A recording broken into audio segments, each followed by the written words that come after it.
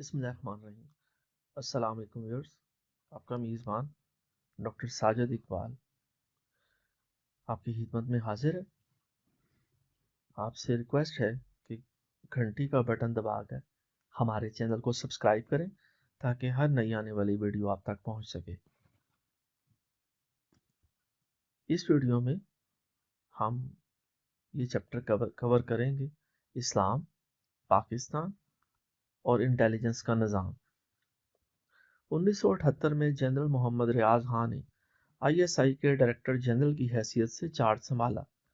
General ریاض بنیادی طور پر مذہبی آدمی تھے، انتہائی ایماندار، پیشہ ور اور اپنے فرائض سے عبادت کی حد تک لگاؤ رکھنے والے، دلیر اور کبھی نہ جھکنے والے سپاہی جن کا طرز زندگی بھی انتہائی سادہ تھا۔ ایک روز ان کے ایک سوال نے مجھے حیرت زدہ کر دیا۔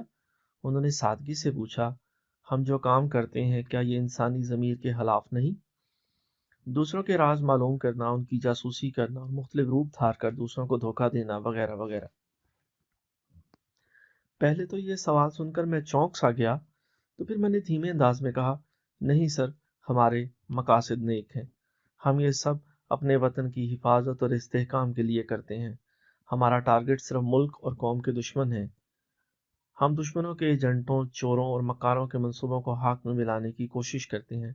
ہمارا کام قابل احترام ہے اور ہم اپنے ضمیر کی عدالت میں سرخرو ہیں۔ میں نے محسوس کیا کہ میری اس وضاحت نے انہیں مطمئن نہیں کیا۔ انہوں نے پوچھا، میں یہ جاننا چاہتا ہوں کہ کیا یہ کام قرآن اور سنت کی روح سے جائز ہے؟ میں ان کا مطمع نظر سمجھ رہا تھا۔ سر، میں مذہب پر تو اتھارٹی نہیں ہوں، مگر جہاں تک میری معلومات کا تعلق ہے، اسلامی تاریخ میں ایسی بہت سی مثالیں ہیں جن سے ہمیں اس سوال کا جواب مل جاتا ہے۔ میں نے اپنے جواب کو مزید واضح کرتے ہوئے کہا، اسلامی تاریخ کے اولین دور میں جب کفار مکہ نے رسول اللہ صلی اللہ علیہ وسلم کو قتل کرنے کا منصوبہ بنایا تھا تو اللہ نے حضور صلی اللہ علیہ وسلم کو مکہ سے مدینہ ہجرت کرنے کا حکم دیا۔ حضور صلی اللہ علیہ وسلم نے اللہ کے اس حکم کو اپنے قریبی ساتھیوں تک سے چھپا کر رکھا اور شب ہجرت اپنے بھائی حضرت علی کرم اللہ وجہہ کو اپنے بستر پر سلا کر مدینہ کی طرف روانہ ہو گئے۔ اور یہ ایک تاریخی حقیقت ہے کہ اللہ نے ایک مکڑی کو اس غار کے منہ پر جالا بنانے کا حکم دیا، جس میں حضور صلی اللہ علیہ وسلم اپنے صحابی حضرت ابو بکر صدیق رضی اللہ تعالیٰ عنہ کے ساتھ قیام فرما کر کفار مکہ سے اپنی جان بچا سکے۔ حتیٰ کہ کفار مکہ کو دھوکہ دینے کی خاطر اللہ نے کبوتروں کے ایک جوڑے کو غار کے منہ پر انڈے دینے کا حکم بھی دیا تھا۔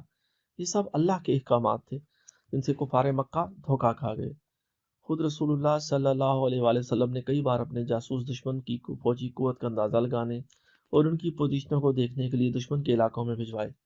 قرآن مجید میں اللہ تعالیٰ نے کئی مقامات پر مومنوں کو اپنے راز چھپانے کی ہدایت کی ہے۔ چنانچہ انٹیلیجنس کا یہ سلسلہ نہ صرف اسلام کی روح سے جائز ہے بلکہ عبادت کا درجہ رکھتا ہے۔ جنرل صاحب نے کہا، پھر بھی کیوں نہ ہم جنرل ہیڈ کوارٹرز کے شعبہ مذہبی امور سے اس کی وضاحت طلب کر لیں۔ ان کی خواہش پر اس ضمن میں فوج کے مذہبی شعبے کو ایک تفصیلی نوٹ بھیجا گیا۔ جنرل ہیڈ کوارٹر سے جلد ہی ہمارے سوالوں کا جواب مل گیا۔ یہ ایک خاصا طویل مضمون تھا۔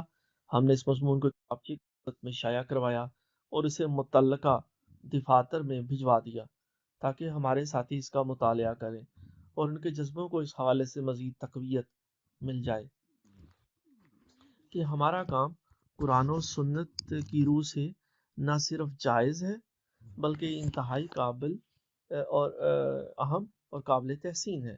ہم نے قرآنی آیات پر مشتمل کچھ سیکیورٹی پوسٹر بھی شائع کروائے جو آج بھی مختلف دفاتر میں آویزاں ہیں اور ہمارے آفیسرز جوانوں اور ایجنسیوں کو رہنمائی مہیا کرتے ہیں۔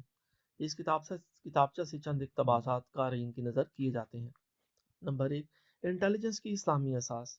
ایک مکمل ضابطہ حیات کی حیثیت سے قرآن حکیم زندگی کے ہر پہلو کے لیے اصول فراہم کرتا ہے، لیکن چونکہ اسلام کسی خاص دور یا جغرافیائی خطے تک محدود نہیں، ایسی رہنما اصولوں کی عملی شکل اور طریقہ کار کی تفصیلات کا تعین نہیں کرتا۔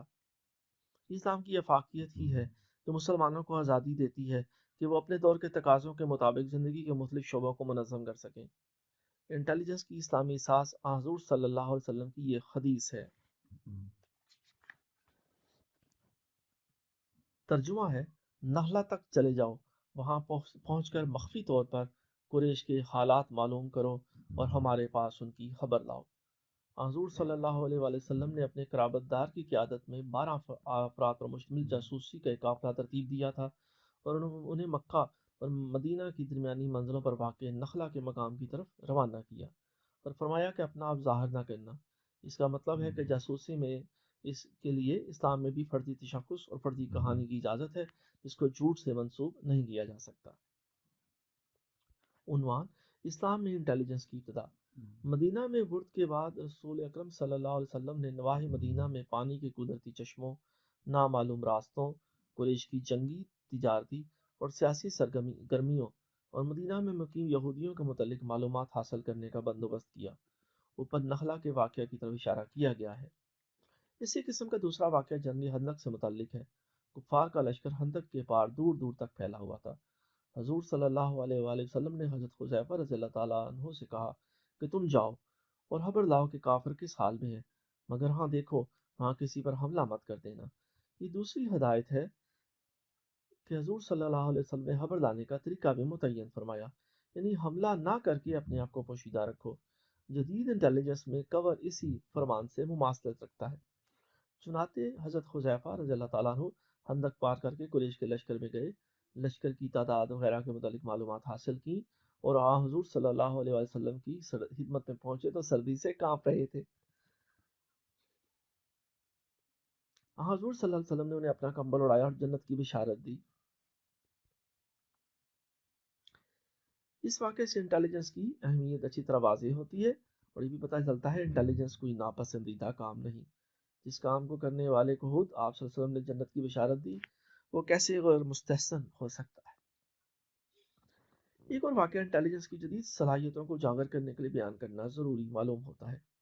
جنگ بدر کے موقع پر آپ صلی اللہ علیہ وآلہ وسلم کے سامنے دشمن کا ایک قیدی لایا گیا۔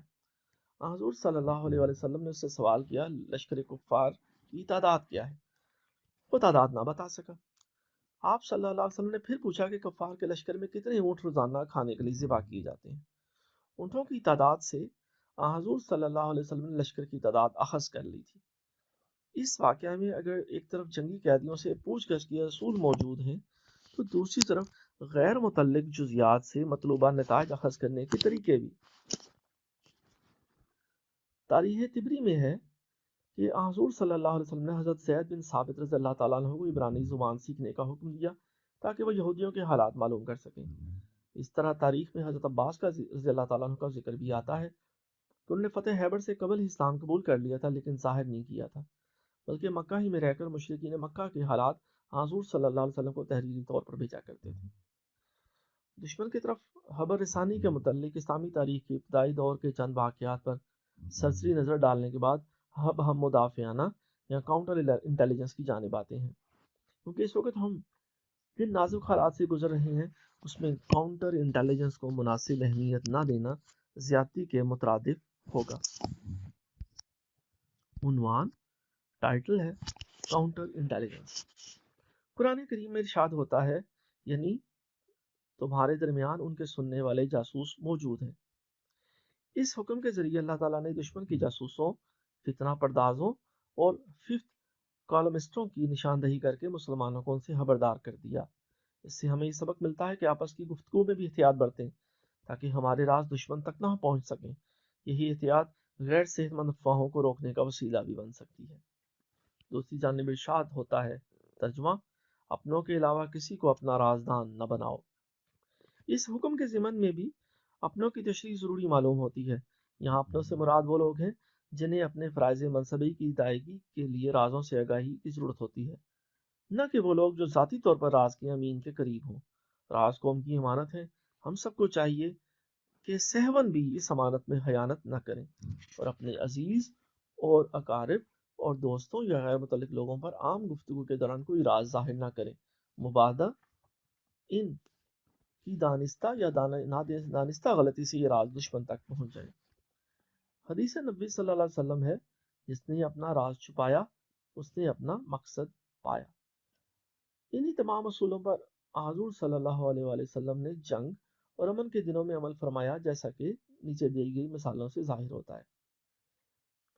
اسلام کے ابتدائی دور ہی سے مسلمانوں کا اندرونی اور بیرونی مخالفین سے واسطہ پڑا۔ مدینہ ہجرت فرمانے کے بعد آپ صلی اللہ علیہ وسلم کو مدینہ کی یہودی آبادی کے ارادوں کے بارے میں تشویش ہو گئی تھی۔ چنانچہ حضور صلی اللہ علیہ وآلہ وسلم نے یہودیوں کی سازشوں اور قریشہ مکہ سے ان کے باہمی مراسم کا توڑ کرنے کی غرض سے یہودیوں کی ایک مناسب نگرانی کا بندوبست فرمایا۔ حضرت زید بن ثابت رضی اللہ تعالیٰ عنہ کو عبرانی زبان سیکھنے کا حکم دیا۔ اسی سلسلے کی یہ کڑی ہے۔ یہی طریقہ حضور صلی اللہ علیہ وسلم نے منافقین کے لیے استعمال کیا، جو بظاہر مسلمانوں کے ساتھ تھے لیکن بباطن قریش کی مدد کیا کرتے تھے۔ فتح مکہ کے دوران کا ایک واقعہ کاؤنٹر انٹیلیجنس کے اسلامی اصول سمجھنے میں مدد دے سکتا ہے۔ آپ صلی اللہ علیہ وسلم جب فتح مکہ کے لیے تیاری فرما رہے تھے تو ایک صحابی حضرت حاتب رضی اللہ تعالیٰ عنہ نے اس تیاری کے بارے میں سرداران مکہ کو خط لکھ کر اسے ایک عورت کے ہاتھ مکہ بھجوانے کی کوشش کی۔ رسول اللہ صلی اللہ علیہ وسلم کو اس کا علم ہو گیا۔ آپ صلی اللہ علیہ وسلم نے حضرت علی کرم اللہ وجہہ حضرت زبیر رضی اللہ تعالیٰ عنہ کو حکم دیا، جاؤ فلاں مقام پر تمہیں ایک عورت ملے گی، اس کے پاس ایک خط ہے، وہ اسے حاصل کر کے لے آؤ۔ چنانچہ وہ گئے اور خط لا کر آپ صلی اللہ علیہ وسلم کی خدمت میں پیش کر دیا۔ جنگ کے زمانے میں دشمن کو اپنی فوج کے اہم راز کی خبر دینا اور اسے حملے سے متعلق قبل از وقت آگاہ کرنا انتہائی خطرناک فعل تھا۔ آپ صلی اللہ علیہ وسلم نے حضرت حاتب رضی اللہ تعالیٰ عنہ کو مسجد نبوی صلی اللہ علیہ وسلم میں بلا کر ان سے باز پرس کی، اور حضرت عمر رضی اللہ تعالیٰ عنہ نے حضرت حاتب رضی اللہ تعالیٰ عنہ کے لیے موت کی سزا تجویز کی، تاہم آپ صلی اللہ علیہ وسلم نے تجویز منظور نہ فرمائی۔ اس واقعے سے کاؤنٹر انٹیلیجنس کے رموز واضح ہوتے ہیں۔ آپ صلی اللہ علیہ وسلم کو بروقت یہ اطلاع مل جانا کہ ایسا کوئی خط سرداران مکہ کو لکھا گیا ہے، اس بات کی دلالت کرتا ہے کہ آپ صلی اللہ علیہ وسلم کے مخبر مدینہ میں سرگرم عمل تھے اور وہ صحابہ کرام پر بھی نظر رکھتے تھے۔ اس واقعے سے ہمیں دشمن کے ارادوں اور رازوں کی ترسیل کے ذرائع کو منقطع کرنے کا سبق ملتا ہے اور اپنے رازوں کی حفاظت کرنے کا۔ عنوان: پاکستان کو درپیش خطرات۔ اسلامی نقطۂ نظر سے انٹیلیجنس کی وضاحت کے بعد یہ ضروری ہے کہ پاکستان کو درپیش خطرات کی نشاندہی کر دی جائے تاکہ ہمارے کارکن خطرے کی نوعیت اور شدت سے آگاہ ہو کر اس کا مؤثر مقابلہ کرنے کے لیے ہمہ وقت تیار رہیں۔ بعض علاقائی اور عالمی طاقتیں کھلی جارحیت کی قباحتوں کا احساس کرتے ہوئے ہمیں بالواسطہ طور پر داخلی انتشار میں مبتلا کر کے کمزور کرنا چاہتی ہیں تاکہ انہیں ہم پر غلبہ پانے میں آسانی رہے۔ اس قسم کا تجربہ انہوں نے اس سے پیشتر مشرقی پاکستان میں کامیابی سے کر کے دکھایا۔ ہمارے دشمن آج بھی علاقائی عصبیت کو پھیلانے میں کوشاں ہیں اور مقصد کے لیے مخالفانہ پروپیگنڈے کے ساتھ آج کل کے ازمودہ نسخے سب ورژن کو استعمال کر رہے ہیں۔ اپنے مقاصد کے حصول کے لیے دشمن کو پاکستان کے اندر خفیہ کام کرانا ہوتا ہے، جو کہ عموماً پاکستانی باشندوں کے ذریعے ہی ہو سکتا ہے۔ پاکستان کے نظریے کے خلاف پرچار کر کے اور بھائی بھائی کو ایک دوسرے کے خلاف ابھار کر دشمن لسانی، معاشرتی اور علاقائی عصبیت کو ہوا دے رہا ہے۔ اس کام کو خوش اسلوبی سے سر انجام دینے کے لیے پاکستان کے مختلف علاقوں سے اپنے ہم حیال لوگوں کو منتخب کر کے اور ان کی خفیہ طور سے مالی امداد کر کے ہمارے ملک کی حالات کا رخ اپنی مرضی کے مطابق موڑنے کی کوشش کر رہا ہے۔ ماضی میں افغانستان باوجود مسلمان ملک ہونے کے وقتاً فوقتاً پختونستان کا شوشہ اٹھاتا رہا ہے، جس سے پٹھانوں کے جذبات میں ہلچل پیدا کرنا اور پاکستان میں گڑبڑ پھیلانا مقصود ہوتا ہے، یہاں تک کہ مسلح بغاوتیں کروانے کی بھی کوششیں کی گئیں۔ اسی طرح چند اور طاقتیں ایک محسوس نظریے کے بلبوتے پر اور وافر مالی امداد سے نام نہاد ترقی پسند طلباء، مزدور یونینوں، اخبار نویسوں اور ہمہیال سیاستدانوں کے وغیرہ کے ذریعے حالات کا رخ موڑنا چاہتی ہیں۔ الغرض پاکستان کی آبادی کے کچھ طبقے مستقلاً غیر ملکی مداخلت کا شکار ہیں۔ ان حالات میں کاؤنٹر انٹیلیجنس پر مامور ادارے پر یہ فرض عائد ہوتا ہے کہ ان تمام غیر محب وطن عناصر کی بروقت نشاندہی کرے جن میں غیر ملکی نظریوں کو ماننے والے، ذاتی فائدے کے لیے دشمن کی جاسوسی کرنے والے، علاقائی و لسانی عصبیت پھیلانے والے اور تخریب کاری کرنے والے شامل ہیں، تاکہ ان کا سدباب کیا جا سکے اور خود غرض عناصر کی سرکوبی کے لیے بروقت مناسب اقدامات کیے جا سکیں۔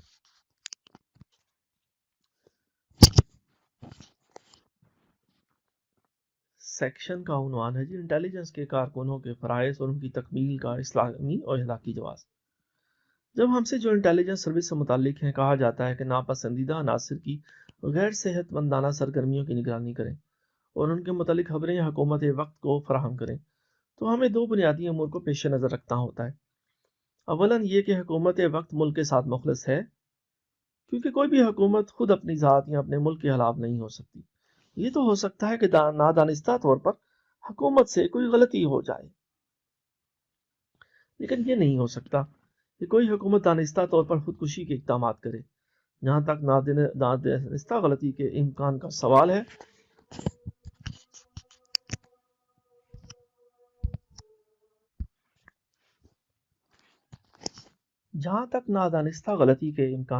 ہے، تو اس قسم کی غلطیاں لاعلمی کی وجہ سے ہوتی ہیں، اور حکومت کی لاعلمی اس کی انٹیلیجنس سروس کی کوتاہی کا نتیجہ بھی ہو سکتی ہے۔ دوسری بنیادی بات یہ ہے کہ ہمیں اپنی اجتماعی اور انفرادی مفاد میں امتیاز کرنا پڑے گا۔ ہماری قوم ملت اسلامیہ کی وحدت کی علمبردار ہے۔ اسی قوم بہر صورت فرد پر فضیلت رکھتی ہے۔ قرون اولیٰ میں بھی کسی بھی مسلمان کو یہ حق نے کبھی نہیں دیا گیا کہ وہ مسلمانوں کے اجتماعی مفاد کو ٹھیس پہنچائے۔ آج بھی ہمیں فرد اور قوم میں سے قوم کے مفادات عزیز تر رکھنا ہوں گے۔ چونکہ انٹیلیجنس کے کارکن اپنے ذاتی فائدے کے لیے کسی کی رپورٹ نہیں کرتے، اس لیے اسے چغلی کے مترادف قرار دینا غلط ہے۔ یہاں حضرت علی کرم اللہ وجہہ کے بارے میں ایک مشہور واقعہ کا ذکر کرنا مناسب ہوگا۔ جنگ ہندق کے دوران جب ابتدا میں حضرت علی کرم اللہ وجہہ نے عمر بن عبدود کو زیر کر لیا اور اس کے سینے پر بیٹھ کر اس کی گردن پر تلوار پھیرنا چاہتے تھے تو عمر نے آپ کے چہرے مبارک پر تھوک دیا۔ اس پر حضرت علی کرم اللہ وجہہ نے اسے چھوڑ دیا، کیونکہ معاملہ جہاد فی سبیل اللہ یا خدمت ملت سے ہٹ کر ذاتیات کی طرف آ گیا تھا۔ سیکشن ٹائٹل تحقیق کا حکم۔ قرآن حکیم کا ارشاد ہے۔ ترجمہ: اے ایمان والو، اگر کوئی فاسق تمہارے پاس کوئی خبر لے کر آئے تو تحقیق کر لیا کرو، کہیں ایسا نہ ہو کہ تم کسی گروہ کو نادانستہ نقصان پہنچا بیٹھو اور پھر اپنے کیے پر پشیمان ہو۔ سورہ حجرات آیت نمبر 6۔ اس آیت میں یہ تلقین کی گئی ہے کہ خبر کی تصدیق کرنا ضروری ہے۔ یہ ارشاد ربانی موجودہ دور کے انٹیلیجنس کے اصولوں سے عین مطابقت رکھتا ہے۔ آج کل کے انٹیلیجنس بھی اپنے کارکنوں کی رپورٹ کی صداقت کے بارے میں محتاط رویہ اختیار کرنے کا مشورہ دیتی ہے، اور اس لیے رپورٹ کی گریڈنگ یعنی A1 B2 وغیرہ کی جاتی ہے تاکہ غلطی یا سہو کے امکان کو نظر انداز نہ کیا جائے۔ اس ارشاد ربانی سے ہمیں بہت سے سبق ملتے ہیں۔ ایک تو یہ کہ اپنی رپورٹوں کی پڑتال کرو، ان کو پرکھو تاکہ کسی بے گناہ کو نقصان نہ پہنچے، کیونکہ اسلام کسی شخص کے بے جا نقصان کے حق میں نہیں اور کسی بے گناہ کو ذکر پہنچانے کی اجازت نہیں دیتا۔ دوسرے یہ کہ ہم میں سے ہی کچھ لوگ سے یہ ہو سکتا ہے کہ ہم اپنی کم علمی اور کم تجربہ کی وجہ سے کسی واقعہ کی صحیح طور پر رپورٹ نہ کر سکیں۔ اس لیے رپورٹ بھیجنے والے کی قابلیت اور تجربہ کی بنا پر اس کی بھیجی ہوئی رپورٹ کی صحیح گریڈنگ کر لینی چاہیے اور اس کے مطابق اس کی رپورٹ کو مناسب فوقیت دینی چاہیے۔ سیکشن ٹائٹل فرائض۔ پاکستانی انٹیلیجنس دوسرے ممالک انٹیلیجنس کی طرح دو بنیادی فرائض سر انجام دیتی ہے۔ اولاً یہ کہ وہ دشمن یا امکانی دشمن کے ارادوں، حرکات و سکنات، جنگی تیاریوں وغیرہ کے متعلق حکومت پاکستان کو آگاہ کرتی رہتی ہے، اسلامی روایات کے عین مطابق ہے۔ دوم یہ کہ وہ داخلی حلف شار کے خواہاں ناپسندیدہ عناصر، علاقائی و لسانی عصبیت رکھنے والے گروہوں، دشمن کے کار پردازوں، جاسوسوں اور مسلح باغیوں وغیرہ کے متعلق باخبر رہ کر حکومت کو اس قابل بناتی ہے کہ بر وقت مذموم کارروائیوں کا سد باب کر سکے۔ در حقیقت حکومت کو صحیح فیصلے کرنے کے لیے جس خام مواد یعنی انٹیلیجنس کی ضرورت ہوتی ہے وہ ملکی انٹیلیجنس ایجنسیاں ہی فراہم کرتی ہیں۔ حضرت حاتب رضی اللہ تعالیٰ عنہ کا واقعہ سمر کا شاہد ہے کہ اس قسم کی حرکات کی مخبری اسلامی اصولوں سے ہرگز انحراف نہیں ہے، بلکہ ملک کے استحکام کے لیے ضروری ہے اور بالواسطہ طور پر اسلام کی خدمت میں، کیونکہ یہ ملک اسلام کے نام پر قائم کیا گیا ہے۔ حکومتیں تبدیل ہوتی رہتی ہیں، لیکن حکومتوں کے ساتھ ملک کے مفادات تبدیل نہیں ہوتے، نہ ملک کا نظریہ تبدیل ہوتا ہے۔ سیکشن ٹائٹل نتائج۔ اس مختصر سے جائزہ سے ہم جو سبق سیکھ سکتے ہیں وہ یہ ہیں۔ نمبر 1، انٹیلیجنس ہرگز کوئی غیر اسلامی یا غیر اخلاقی فعل نہیں ہے۔ نمبر 2، کاؤنٹر انٹیلیجنس سے چغلی یا جھوٹ کا کوئی پہلو نہیں نکلتا اور نہ ہی اس کا مقصد کسی محب وطن شخص یا گروہ کو نقصان پہنچانا ہوتا ہے۔ اصل مقصد اجتماعی مفاد کے لیے ناپسندیدہ افراد کی نشاندہی کرنا ہوتا ہے۔ نمبر 3، انٹیلیجنس کے کارکنوں کے لیے ضروری قرار دیا گیا ہے کہ وہ خبروں کی تصدیق کر لیا کریں تاکہ غیر متعلقہ شخص یا گروہ ناروا عطاب کا شکار نہ ہو جائے۔ نمبر 4، انٹیلیجنس کے جو کارکن محنت، لگن اور دیانتداری سے کام کرتے ہیں وہ قوم کا گراں بہا سرمایہ ہوتے ہیں اور وہ اسلام کی خدمت کرتے ہیں، جس کا اجر اللہ تعالیٰ انہیں ضرور دے گا، جیسا کہ رسول اکرم صلی اللہ علیہ وسلم نے حضرت حذیفہ رضی اللہ تعالیٰ عنہ کو جنت کی بشارت دی تھی۔ سیکشن ٹائٹل اختتامیہ۔ آخر میں یہ کہنا مناسب ہوگا کہ مسلمانوں کے لیے انٹیلیجنس اہم ترین فرائض میں سے ایک ہے، کیونکہ اس کے ذریعے ہم اپنے ملک اور دین کے استحکام کا باعث بنتے ہیں اور اپنی نظریاتی سرحدوں کی حفاظت کرتے ہیں۔ ہماری صحیح اور بروقت خبر سے ہی ہماری حکومت آنے والے خطرات سے آگاہ ہوتی ہے اور ان سے صحیح طور پر نمٹنے کے لیے تیار ہوتی ہے۔ ہمیں اپنے اس عظیم فرض میں کسی قسم کی کوتاہی نہیں برتنی چاہیے، بلکہ اپنے جان اور مال تک بازی لگانے سے بھی گریز نہیں کرنا چاہیے۔ اپنے ملک کی حفاظت دراصل اسلام کی خدمت ہے، کیونکہ یہ ملک اسلام کے نام پر معرض وجود میں آیا اور اسی کی بدولت ہمیں آزادانہ طور پر اپنے مذہب اسلام پر قائم رہنے اور اس کے احکامات پر عمل کرنے کا موقع ملا۔